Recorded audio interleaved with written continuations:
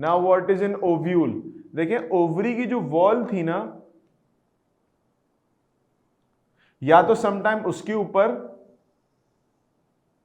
या समटाइम्स बीच में कहीं हमारे पास इस तरह से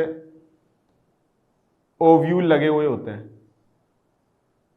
सेब में बीच में लगे होते हैं ना सीड्स, सेब बीच में लगे होते हैं सीड्स में, नहीं साइड की वॉल्स पे नहीं होते। तो मतलब डिफरेंट आपके पास फॉर्मेशंस होती हैं सीड्स के लगे होने की। समटाइम सीड बीच में, समटाइम सीड्स एक लाइन में लगे होते हैं, जैसे मटर के अंदर होता है, एक बॉर्डर पे लगे हुए होते हैं, तो उसका ओव्यूल भी बॉर्डर पे होता है। लेकिन अगर हम सेब को देखें फॉर एग्जांपल एप्पल को, तो उसका जो सीड है वो बीच में होता है rather than on the sides. तो सर हर ऑर्गेनिज्म, हर फ्रूट के अंदर, हर प्लांट के ओवरी के अंदर अलग तरीके से जो है वो ओव्यूल की फॉर्मेशन होती है। अब ये जो ओव्यूल ये लगा हुआ है, तो इस ओव्यूल को अगर हम देखें गौर से, तो इसकी कुछ इस तरह से तस्वीर बनी हुई होती है। ऐसे से इसका कुछ स्ट्रक्चर होता है आमतौर पे, जिसको हम ऐसे बना देते हैं। तो बड़ा करके अगर हम इसको बनाए तो इसका इस तरह से स्ट्रक्चर होता है। Now this is the part के जिसके साथ ये ऐसे अटैच्ड है, ठीक है, इसी की तस्वीर को मैं बनाऊं, ये इस तरह से अटैच हुआ होता है। नाउ द थिंग इज कि इसके ऊपर आमतौर पे we have like two kinds of coverings around this structure.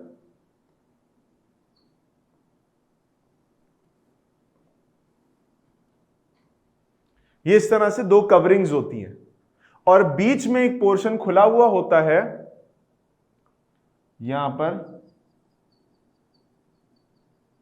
यहां पोर्शन थोड़ा सा खुला हुआ होता है और इसके अंदर इस जगह पे, यानी जो सेंटर है आपके पास यहां पर, ये इसको मैं अलग कलर से बनाता हूं।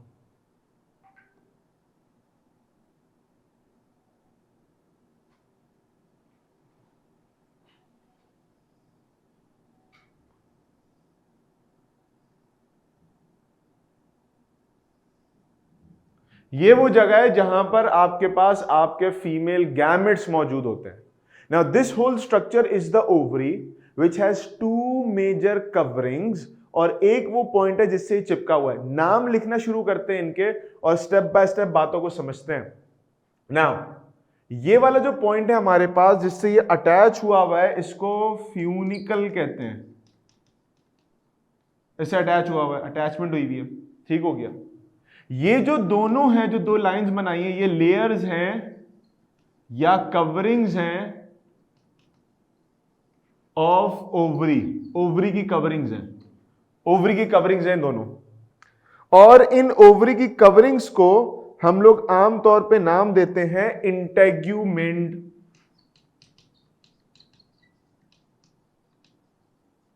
इंटेग्यूमेंट, दो कवरिंग्स हो गए आपके पास, ठीक हो गया। अच्छा, अब हम बात कर लेते हैं इस ओपनिंग की, जो होल बना हुआ है आपके पास, इसकी। ये जो होल बना हुआ है इसको हम आमतौर पे नाम देते हैं माइक्रोपाइल। माइक्रोपाइल, ये जो होल बना हुआ है यहां पर, ठीक हो गया।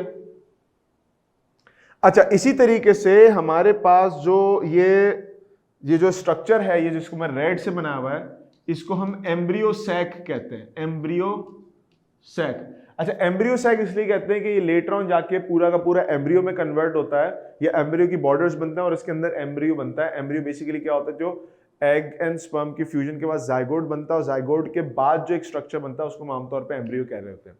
तो ये एम्ब्रियो सैक है आपके पास। अच्छा, इसके अलावा हमारे पास ये वाला पूरा पोर्शन है, जो फ्लैशी पोर्शन होता है between the micropyle and the funicle in micropyle, इसको हम शलाजा कहते हैं। कैलाजा भी कहते हैं, शलाजा भी कहते हैं, whatever you want to call it, आप इसको कह सकते हो, ऐसा कोई मसला नहीं है। तो ये तो हो गई आपके पास ओवरऑल ओवरी की डायग्राम के ओवरी ओवरऑल बनी किस तरीके से होती है। अब हम आ जाते हैं इस एम्ब्रियो सैक वाले स्ट्रक्चर के ऊपर। इसको मैं अलग से जूम करके बना रहा हूं।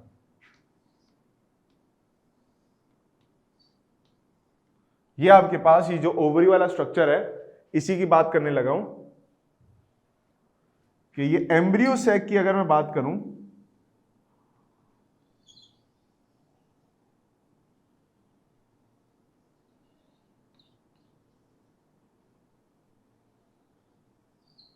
ठीक हो, ये आपके पास एम्ब्रियो सैक आ गया, ये रेड वाला पोर्शन ही सामने निकल के आ गया। अब एम्ब्रियो सैक के अंदर हमारे पास क्या होता है कि लेट सपोज, अब चूंकि ये तो यूं लेटा हुआ था, मैंने इसको खड़ा कर दिया, तो ये डायरेक्शन बताना जरूरी होती है कि what I am actually talking about. तो ये वाला जो पोर्शन है, ये हम इस पोर्शन को कहते हैं कि यहां पर मौजूद होगा चलाजा, ये चलाजल एंड है, और ये वाला जो पोर्शन है इसको हम कहेंगे कि ये माइक्रोपाइलर एंड है, यानी माइक्रोपाइल वाला एंड है। ये तस्वीर का रुख भी सही से समझ में आ जाए ना। वालेकुम अस्सलाम अब्दुल्ला बेटा। तो अब ये जो तस्वीर ऐसे थी, मैंने इसको यूं घुमा के रख दिया, और आपको पता है कि ऊपर वाला पोर्शन वो चलाजा वाला पोर्शन ही हो, जो नीचे वाला पोर्शन है वो माइक्रोपाइल वाला नीचे चला गया। ठीक हो गया। अब हम इनमें सेटिंग्स करते हैं कि सेल कैसे सेट हुए होंगे हर तरफ। तो अब इसका तरीकेकार समझ लो। ये लिया, हमारे पास यहां पर होते हैं तीन सेल्स यहां पर है, या तो इस सीक्वेंस में होते हैं, या ये ऐसे होते हैं कि दो ऊपर और एक तीसरा बीच में नीचे ट्रायंगल की शेप में, या एक साथ इस तरह से लगे होते हैं। यहां पर हमारे पास होते हैं दो सेल्स, ठीक है।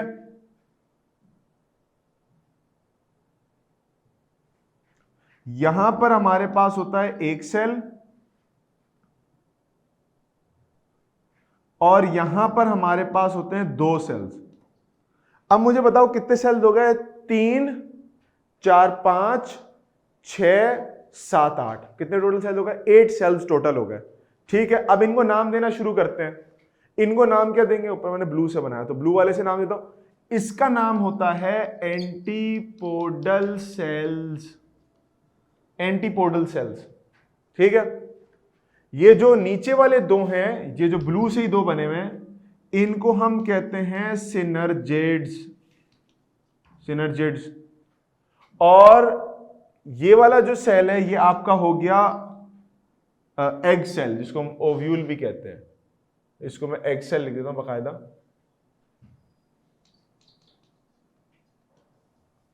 और ये जो बीच के सेल हैं इनको हम कहते हैं पोलर न्यूक्लियाई या पोलर सेल्स, पोलर सेल्स या पोलर न्यूक्लियाई। समझ गए बात को?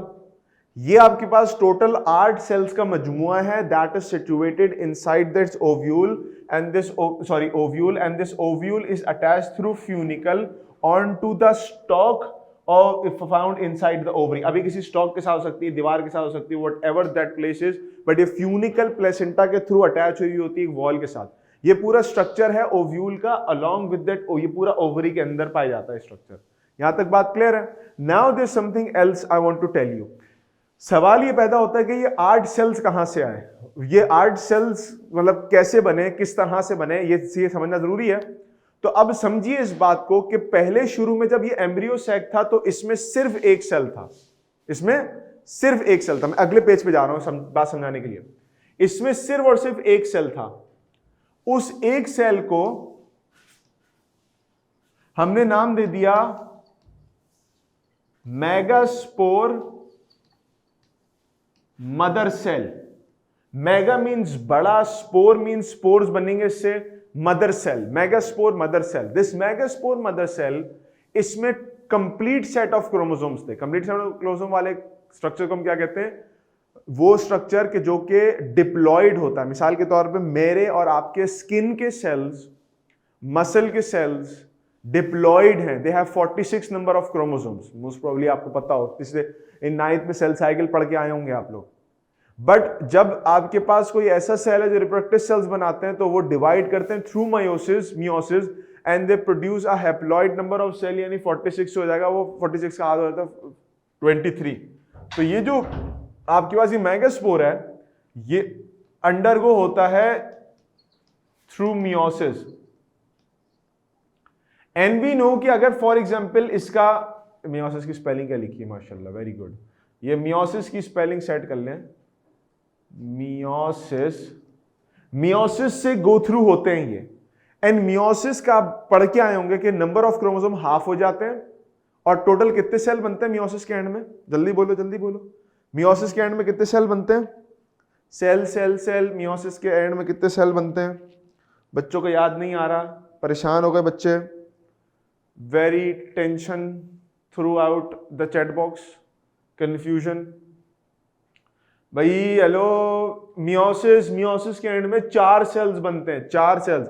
माइटोसिस में 2 बनते हैं, मियोसिस में 4 सेल्स बनते हैं। मैं ये पूछ रहा था कि मियोसिस के बाद, यानी मियोसिस में हैप्लॉइड नंबर ऑफ क्रोमोसोम होते हैं, तो सेल्स कितने बनते हैं? तो 4 सेल्स बनते हैं मियोसिस से। यहां पर बन गए 1 2 3 4, 4 सेल्स बन गए। गुड हो गया। अब प्लांट स्पीसीज पे आमतौर पे डिपेंड करता है समटाइम्स कि उनमें से कोई एक या तो बन जाता है आपके पास मेन सेल, या फिर चारों मेन सेल बन जाते हैं और चारों फर्दर आगे डिवाइड कर लेते हैं। यूजुअली प्लांट्स में देखा गया है कि प्लांट्स में जो 4 सेल्स बने ना, उनमें से सिर्फ एक सेल आगे जाके डिवीजन परफॉर्म करता है, बाकी 3 सेल जाया हो जाते हैं। ठीक है, प्लांट्स में, ह्यूमंस भी इसी तरह से होता है। लेकिन बहरहाल मैं एक ही की साइकिल चला के आपको एक बात समझा देता हूं। Now this cell actually divides into 2 cells and these 2 cells further divide into 2 cells, और ये माइटोसिस कर रहे हैं सारे, and they further divide into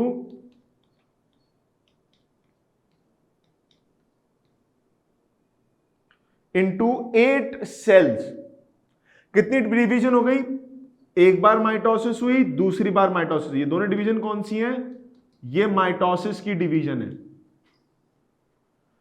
तो मेगास्पोर मदर सेल जो एक डिप्लॉयड सेल होता है, वो परफॉर्म करता है मियोसिस, और उसके नतीजे बनते हैं 4 सेल्स।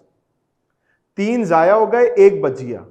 ये एक सेल पहले 2 में डिवाइड होता है, फिर हर 2 सेल 2 फर्दर और 2 में डिवाइड होते हैं, और फिर ये तीसरी डिवीजन आपके पास परफॉर्म करते हैं, बल्कि 3 डिवीजन, बल्कि एक डिवीजन से 2 बन गए, दूसरी डिवीजन से 2 और बन गए, और फिर ये तीसरी डिवीजन आपके पास परफॉर्म करते हैं, जिससे आपके पास क्या होता है कि 8 टोटल सेल्स बन जाते हैं। 2 4 एंड देन 8 सेल्स बन गए। अब देखो, अब ये 8 सेल्स आपके पास कैसे काम करते हैं? 8 सेल्स में से 3 सेल्स हो गए एंटीपोडल सेल, 2 सेल हो गए सिनर्जिड्स, 1 सेल हो गया एग सेल, और 2 सेल हो गए पोलर सेल। अभी जो हमने पीछे लिस्ट बनाई थी पूरी, एंटीपोडल 3, सिनर्जिड्स 2, एग सेल 1, और 2 आपके पास पोलर सेल हो गए। यहां तक मेरी बात समझो। ये जो 4 5 6 7 8 सेल्स का मजमुआ है, इसको हम कहते हैं ये फीमेल गैमेटोफाइट है। गैमेटोफाइट यानी फीमेल गैमेट्स पर मुश्तमिल ये स्ट्रक्चर है। And now they are gonna fuse in, they are gonna produce some structures, और उससे फिर आगे जाके जाइगोट बनेगा। Are you getting my point over है? मेरी बात समझ पा रहे हो मैं क्या कहना चाह रहा हूं? हमारी बुक के अंदर बड़ा अजीब तरीके से लिखा हुआ है, इसलिए मैंने इसकी तस्वीर बना के कोशिश की कि आपको समझ में आए कि काम कैसे होता है। क्लियर है यहां तक सबको बात मेरी? नाउ अब हमारे पास क्या सीन है कि अब इनके फंक्शंस को समझ लीजिए ओरली कि व्हाट हैपेंस, क्या क्या काम करते हैं। तो एंटीपोडल सेल का काम ये होता है कि ये रेगुलेट करते हैं कि सेल्स डिवीजन सही तरीके से हो रही हैं, और कुछ आपके पास फर्टिलाइजेशन के टाइम पे कुछ मिसहैप्स या कुछ इश्यूज ना आ जाए, तो उसको ही डील कर रहे होते हैं। सिनर्जिड सेल जो है वो ये देखते हैं कि स्पर्म सेल्स की एंट्री हो रही कि नहीं, क्योंकि माइक्रोपाइल की तरफ बैठे हुए होते हैं ये। और माइक्रोपाइल, अभी आपने देखा कि माइक्रोपाइल वाला जो रीजन है नीचे वाला, ये वो जगह है जहां पर खुला पोर्शन है, तो पानी स्पर्म्स यहीं से एंटर होते हैं। तो दे मेक श्योर कि यहां से स्पर्म्स की एंट्री फैसिलिटेट सही तरीके से हो रही है कि नहीं हो रही। ये जो एग सेल है, ये तो मेन सेल है, ऐसी बात है, फ्यूज करेगा स्पर्म के साथ तो ये जाइगोट बनाएगा। ये जो बीच के पोलर न्यूक्लियाई होते हैं, ये 2 हैं। अब ये बड़ी यूनिक चीज है, इसको समझिएगा। इन 2 सेल्स के पास फॉर एग्जाम्पल आधे आधे क्रोमोसोम्स हैं। ये जब फ्यूज करेंगे तो इनके पास हो जाएंगे 2 क्रोमोसोम का पूरा पेयर डिप्लॉयड। इनके साथ स्पर्म भी फ्यूज करता है, अभी हम डबल फर्टिलाइजेशन की बात करेंगे, तो ये आपके पास एंडोस्पर्म बनाते हैं, यानी food material for this zygote. जो जाइगोट बनने वाला है, इसका फूड मटेरियल बनाने में हेल्प करते हैं। तो क्या हुआ? Antipodal cells regulate the fertilisation process, synergids make sure कि आपके पास स्पर्म्स सही तरीके से एंटर हो रहे हैं, उनको फैसिलिटेट कर रहे हैं। Egg cell will form the zygote and polar cells will later on form the food material for this zygote। ये बात क्लियर हो गई सबको? Regulation, facilitation of fertilisation, fertilisation करके जाइगोट, और उसके बाद food for the zygote. Clear हो गई बात यहां तक? किसी को कोई टेंशन परेशानी? अच्छा, ये बातें तो हो गई एक जगह पे। Now let's move on and talk about के ये तो फीमेल रिप्रोडक्टिव साइकिल है ना। अब जरा मेल की बात कर लेते हैं। कि मेल के अंदर भी तो कुछ ना कुछ होता होगा ना। तो मेल की बात करने के लिए मैं आपके पास यहीं पर लाइन खींच के जो मेगास्पोर मदर सेल था, अब यहां मैं बात कर रहा हूं माइक्रोस्पोर मदर सेल की। माइक्रोस्पोर मदर सेल, चूंकि जो मेल स्पर्म होता है वो एग सेल के मुकाबले में छोटा होता है बहुत, इस वजह से हम उसको माइक्रो कहते हैं, और एग सेल चूंकि बड़ा होता है उसको मेगा कहते हैं। तो मेगा एंड माइक्रो का दो का डिफरेंस है ना। माइक्रोस्पोर मदर सेल भी इसी तरीके से मियोसिस करता है जिस तरह से यहां पर मियोसिस हुई। फर्क देखो, फर्क देखो, कोई फर्क नहीं है, साइज का फर्क है बेसिक से। और यहां पर भी 1 2 3 और 4 आपके पास माइक्रोस्पोर्स बन जाते हैं, माइक्रोस्पोर्स बन जाते हैं, ठीक है। माइक्रोस्पोर कह लो इसको आप। से यहां मेगास्पोर है, ये इसकी मदर सेल थी, मेगास्पोर है, माइक्रोस्पोर मदर सेल, तो ये माइक्रोस्पोर्स हो गए। These microspores now divide. एक डिफरेंस जो फीमेल और मेल साइकिल में होता है वो बड़ा वाज़ेह डिफरेंस है, वो ये कि अगर फीमेल में एक सरवाइव करके सारे बाकी जाया हो जाते हैं, तो मेल के अंदर चारों के चारों अपना काम करते हैं, इनमें से एक भी जाया नहीं होता, सब डिवाइड करते हैं। और ये क्यों करते हैं अभी मैं बताता हूं इसकी वजह भी। अब हर एक आपके पास जो है फर्दर आगे जाके डिवाइड करता है इनटू 2 सेल्स, एक ये और एक ये, यानी हर एक डिवाइड कर रहा है इनटू 2 सेल्स। ये 2 सेल्स में डिवीजन आपके पास हो गई, इनके न्यूक्लियस डिवाइड हो गए 2 में। ठीक हो गया। ये दोनों जब आपके पास डिवाइड करते हैं तो डिवाइड करने के बाद इनमें से हर एक आपके पास जो है वो 1 2 में डिवाइड होता है, यानी एक जो आपके पास ये एक वेजिटेटिव सेल बन जाता है और एक आपके पास जनरेटिव सेल बन जाता है। जनरेटिव सेल जो है ऊपर वाला ये डिवाइड करके 2 स्पर्म्स बनाता है, और नीचे वाला जो ट्यूब है वो ट्यूब न्यूक्लियस फॉर्म करता है। तो इनकी कहानी इस तरह से कुछ होती है। तो बेसिकली होता क्या है कि every one of them produce 2 sperms और एक ट्यूब न्यूक्लियस। एक डिवाइड करता है, एक नहीं करता।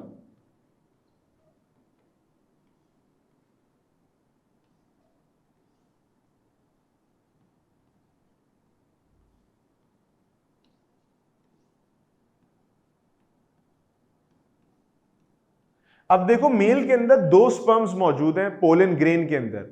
ये जो 2 स्पर्म्स हैं इनमें से एक स्पर्म जाके फर्टिलाइज करता है एग सेल को, फीमेल के, यानी इसको, और एक स्पर्म फर्टिलाइज करता है पोलर सेल को।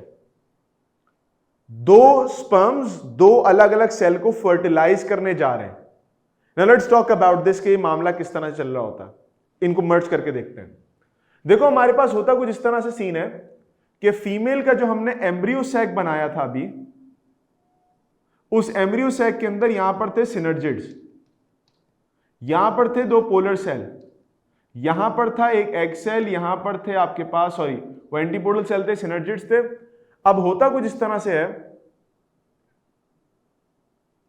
कि जो पोलन ग्रेन होता है वो मूव करके ट्यूब के जरिए यहां तक पहुंचता है, और इस पोलन ग्रेन के साथ आते हैं 2 अदद स्पर्म्स। 2 स्पर्म्स है जैसे हमने पीछे ही बनाए हुए। इनमें से एक स्पर्म फ्यूज करता है प्लस एग सेल, और एक स्पर्म फ्यूज करता है with the polar nuclei, egg cell वाला बनाता है जाइगोट, और पोलर न्यूक्लियाई वाला हमारे पास बनाता है एंडोस्पर्म।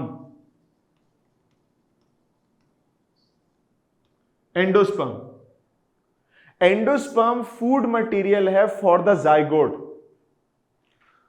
आप में से कभी गलती से किसी से या ऐसी तफरी में आम आप लोगों ने खाए होंगे, तो कभी आम की गुठली बीच में से काट के देखी है? उसमें एक बहुत ही ना इलास्टिक टाइप का बीच में व्हाइट कलर का मटेरियल पड़ा होता है। जो गुठली होती है ना उसको बीच में से अगर आप काटें कभी या टूट जाए वो, तो उसमें इलास्टिक सा ना कुछ व्हाइट सा पोर्शन पड़ा होता है, बहुत बड़ा सा। अगर कभी किसी ने ट्राई किया तो that white portion is your embryo with your endosperm. Embryo with your endosperm. तो वो जो व्हाइट इलास्टिक सा पार्ट होता है, या इवन कि अगर आप, उसमें उस दिन भी जिक्र किया था कि अगर आप वो खा रहे हो, सेब खा रहे हो, उसका बीज आपके मुंह में आ जाए तो उसमें व्हाइट कलर का स्ट्रक्चर होता है ब्लैक के बाहर। कुछ लोग उसको गर्म करके खाते हैं, और खाते होंगे शायद, पता नहीं, मैंने नहीं देखा कभी। वैसे खाते हुए मैंने सादा वैसे लोगों को देखा है उसको। तो वो क्या है बेसिकली, असल तो लिविंग स्ट्रक्चर वही था जिसको आप खा रहे हैं। That is the baby, plant baby जिसको आपने खा लिया, प्लांट बेबी जिसको आपने खा लिया, along with that like endosperm. तो वो जो जाइगोट यानी जो एम्ब्रियो बनाएगा और एंडोस्पर्म जो फूड बनाएगा, वो दोनों वाइट स्ट्रक्चर थे जिसको आपने धका के खा लिया। कोई बात नहीं, कोई बात नहीं, खैर हो गई। बकरी का बच्चा भी खा जाते हैं हम लोग, तो खैर, तो ये पौधे के बच्चे क्या होते हैं। तो ये आपके पास ये पूरी बात, ये पूरी साइकिल थी, इस तरह चल रही होती है। तो चूंकि इस प्लांट्स के अंदर खासतौर पे एंजियोस्पर्म में we have double fertilisation. Double fertilisation का मतलब ये कि 2 दफा फर्टिलाइजेशन हो रही है। एक स्पर्म एग सेल को कटाक, ओहो, एक स्पर्म एग सेल को और एक स्पर्म इन दोनों को खा जाता है, या खा क्या जाता है, इसको फर्टिलाइज कर देता है। तो इस वजह से भी this is known as a double fertilisation, double fertilisation. अब इसमें एक चीज है, उसको जरा अच्छे से याद रख लिएगा। देखो एग सेल है ना, उसके अंदर है 23 क्रोमोसोम मिसाल के तौर पे, और स्पर्म सेल उसमें 23 क्रोमोसोम फ्यूजन करेंगे, कितने बन जाएंगे, 46 क्रोमोसोम। ऐसा ही है ना, ऐसा ही है। ये जो 2 पोलर न्यूक्लिया बने हुए, ये दोनों फ्यूज हो जाते हैं तो ये एक सेल बन जाता है। अब एक बात समझना, एक सेल था 23 क्रोमोसोम का, उसके साथ एक और सेल था 23 क्रोमोसोम का, फ्यूजन मार देते हैं तो हो जाता है 46 क्रोमोसोम मिसाल के तौर पे। अब जब इसके पास स्पर्म भी आके उसको फर्टिलाइज करेगा तो 46 के साथ 23 फ्यूज हो जाएंगे, and we have another kind of structure, ये 69 क्रोमोसोम हो जाएंगे आपके पास। ऐसे ही है ना। अब क्या हुआ कि मोनोपोलॉइड 23, डिप्लॉइड 46 एंड ट्रिप्लॉइड 69 क्रोमोसोम्स का एक ऑर्गेनिज्म बन गया। अब प्लांट, कोई सा भी प्लांट हो, फॉर एग्जांपल फर्न्स हो, व्हाटएवर दैट प्लांट इज, उसके अंदर एक पोलर न्यूक्लियाई के पास हाफ क्रोमोसोम, इसके पास हाफ क्रोमोसोम, स्पर्म आया हाफ क्रोमोसोम। तो अब बजाय डिप्लॉइड या मोनोप्लॉइड बनने के वो ट्रिप्लॉइड एक सेल बन जाता है, और उसको हम नाम देते हैं एंडोस्पर्म का। तो the difference between zygote and endosperm, अगर आप इसको देखो तो बाजार तो आपको दोनों सेम ही लगेंगे। तो the major difference between a zygote and endosperm is the presence of nucleus, कि उसमें क्रोमोसोम कितने। जाइगोट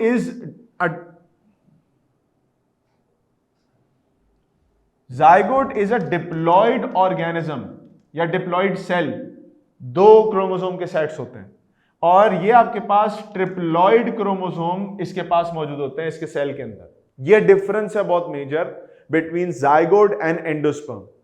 मेरी बात क्लियर हो गई? क्योंकि अगर आपसे कोई पूछेगा, आपसे बोलेगा यार जब जाइगोट एक्सेल के साथ भी फ्यूज कर रहा है वो भी हैप्लॉइड है, और पोलर न्यूक्लियर के साथ फ्यूज कर रहा है वो भी हैप्लॉइड है, तो फिर दोनों जाइगोट क्यों बने? आप बोले ना ना ना, सुनो जरा, रुको जरा, सबर करो। सबर क्या करो कि ये 2 23 थे तो ये 46 बन गए, या हैप्लॉइड से डिप्लॉइड बन गए, और फिर ये फ्यूज कर रहे हैं स्पर्म के साथ, तो एक और वहां पर क्रोमोसोम का सेट ऐड हो रहा है, दैट्स मेकिंग इट ट्रिप्लॉइड। बात समझ में आ रही है? और उसके अंदर 2 न्यूक्लिया फ्यूज कर रहे हैं तो वो डिप्लॉइड ऑर्गेनिज्म बन रहा है। ट्रिप्लॉइड ऑर्गेनिजम्स आमतौर पे एग्जिस्ट नहीं करते नेचर में, एक्सेप्ट फॉर सम एक्सेप्शंस, कोई फ्यू एग्जांपल्स हमें मिल जाती है इस तरह की। तो ये चीज हमारे सामने जो है मौजूद है। मेरी बात समझ रहे हैं यहां तक सारे लोग? तो ये बेसिक बात समझना जरूरी है कि हमारे पास प्लांट किस तरह से फर्टिलाइजेशन कर रहे होते हैं। अब ये हमें ये बात समझ में आ गई